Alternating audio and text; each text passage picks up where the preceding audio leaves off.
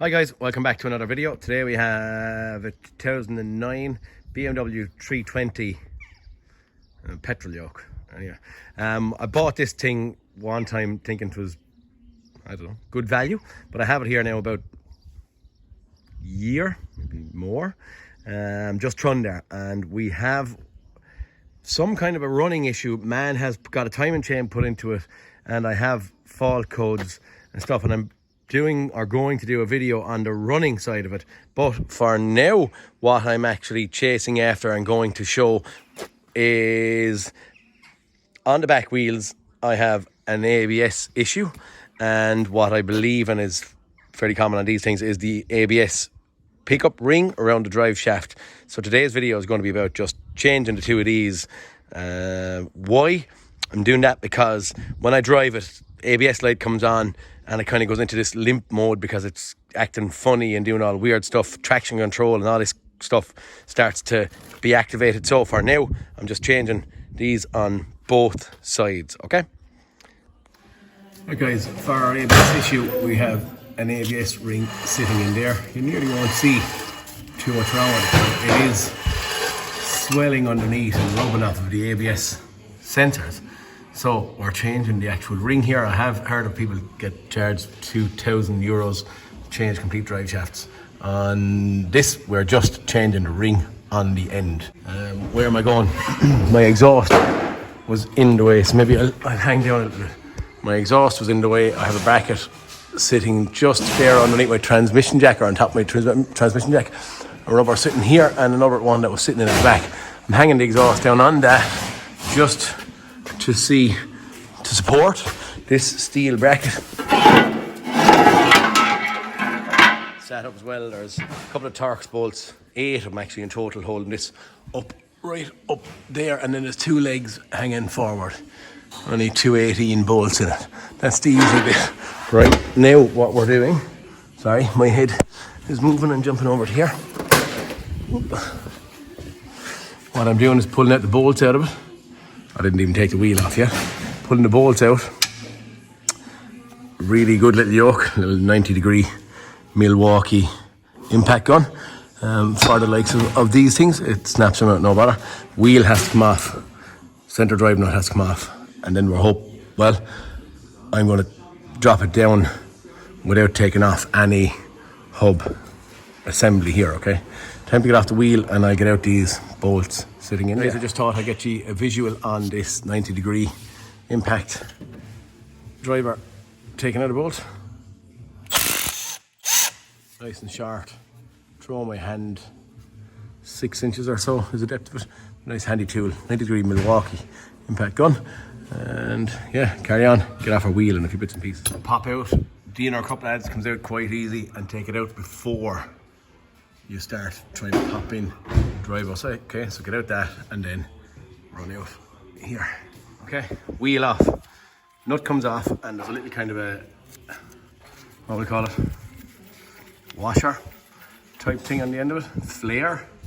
So what I'm doing is I'm putting the nut back on, and these can be, I have seen them to be very tight. And I'm putting my socket, it's a 30 socket with whatever that'd be, 12 or 15 or whatever sides. I'm putting that up and I'm hitting, you can actually see it there, hitting the top of it with a bit of a hammer. But yeah, I can't do that with one hand, but that's what I'm doing to drive out my drive. Once it goes in the depth of the actual nut, I'm happy enough to hit the tip in the middle with the ball peen side of my hammer, or even get a punch and just tap it out. That should come out easy enough, okay? Okay, get this out. Okay guys, we have the drive shaft out and up in a vice. This is the ring. It looks relatively okay, but if you come up here and, I don't know if you can see it, it's kind of tapered at an angle. I don't know if that makes sense. I'm just going to grab something there. So in theory, it's kind of at, do you know, that kind of an angle, rather than being square with the drive. I don't know if that makes sense. Also, if you look there, see the build up of rust and dirt and crack, and up we come, and what you start to see up here is a shiny surface, and it's all the way around until it kind of goes away down there. that shiny surface is where it's hitting off the ABS sensor and gone slightly egg-shaped, if that makes sense.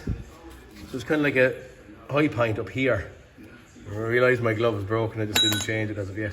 But that's what we're going to change anyway. We're just going to get in this piece, okay? There's Euro parts again. Cheap little ABS ring. There's the part number if anyone wants it. Anyway, this is a 320 petrol BMW. All I'm going to do is get a punch and I'm going to tap it off that way. Once I tap it off that way, we clean it down around here, give it a little tip of an angle grinder again, and back together she'll go. Okay guys, I have just tapped it off. You can see where the actual bends are on it. Just tap away there. Actually there is where the rust from where I was tapping it. So that has now come off. We can see again the build up of rust on the inside of it. Also here on the actual shaft itself, you can see, ooh, did you see that? Another stuff. So there's a lot of build up stuff that will come off. Okay, I'm going to continue on. I'm going to do that all the way around. We'll give a little tip of the angle grinder then. Okay, I'm after tapping it all the way around. Just clean it up a little bit. Angle grinder, just with a little grinding disc on it. And also, I'm going to turn it off at a second, but I'll turn it on for now and you'll see.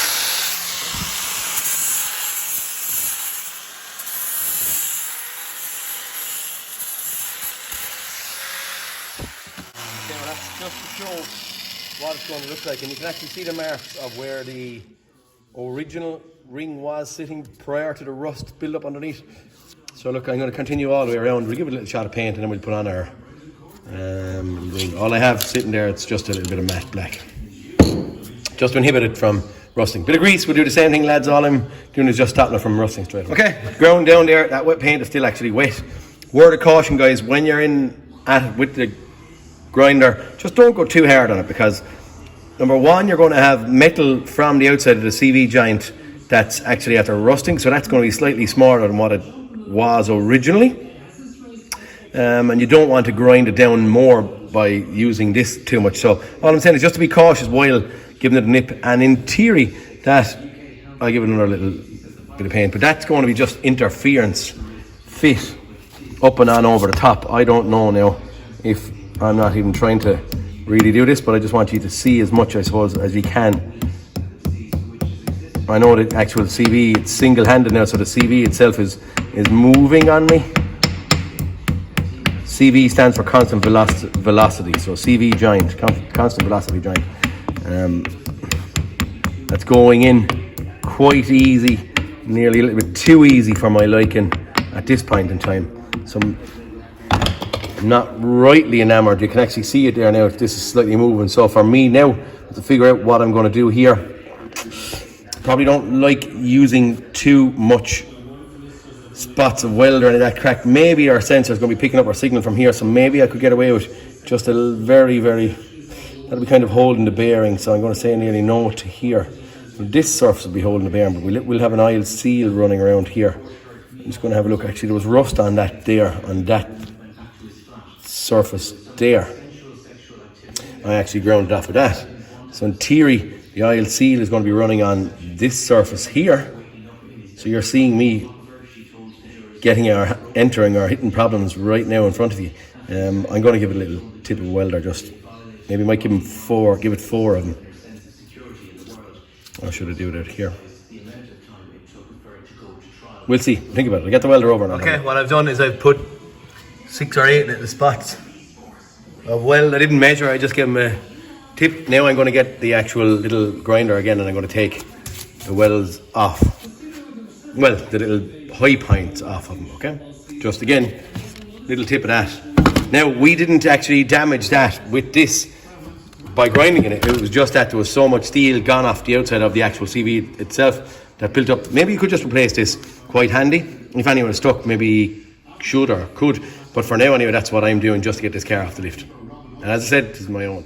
Okay guys, I have ground down the little things just with a little bit of finesse now. Just a little tip. You can see that you nearly can't see them. They're not protruding out too much at all. Okay, another one there. Another one there. Another one there. So it's just to inhibit it from going anywhere. Then we'll put a little shot of paint on it again. That's it, guys. A little shot of paint on it. Time for it to go back in. Haven't got time to leave it dry, so she's gone into it. Dry shaft sat back into place. I have squeezed up my lock nut out here. I haven't locked in them tightening tabs or locking tabs as of yet. I'm going to start getting in a couple of bolts here in the actual drive shaft, and then we'll throw back up my exhaust at that point in time. Okay. Locking tabs locked in. Exhaust. 3 exhaust rubbers stuck back up and back on. By 6 bolts tight on the inner CV joint. Handbrake cable step back sitting in situ. You can see our little nice clean ABS ring in there. It's time for that bracket to go back up. Okay, let's go. You can actually see the build-up of rust underneath it. Also, I have knocked a lot of it off with just a hammer and a punch. We're back down to clean steel. Gave it a little tip of the grinder, and now I'm going to give it a little shot of paint just to inhibit it from rusting again.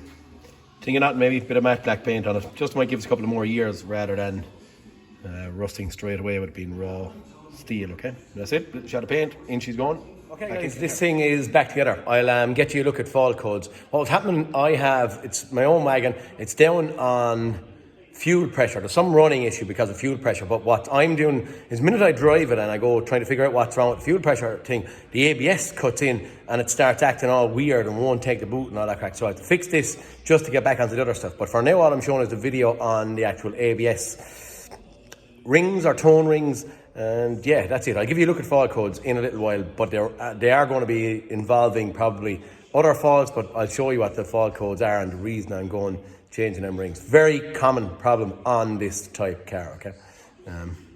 Okay guys, apologies on this. Someone has been in here before me and cleared faults, so I have no fault codes in there to show you.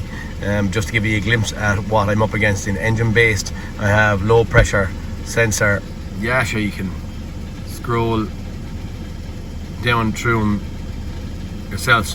One of my men has been at this thing slightly and has some parts taken off it, and he's been in at it before me. So look, for now, ABS issues resolved, and hopefully that is of some benefit to you guys.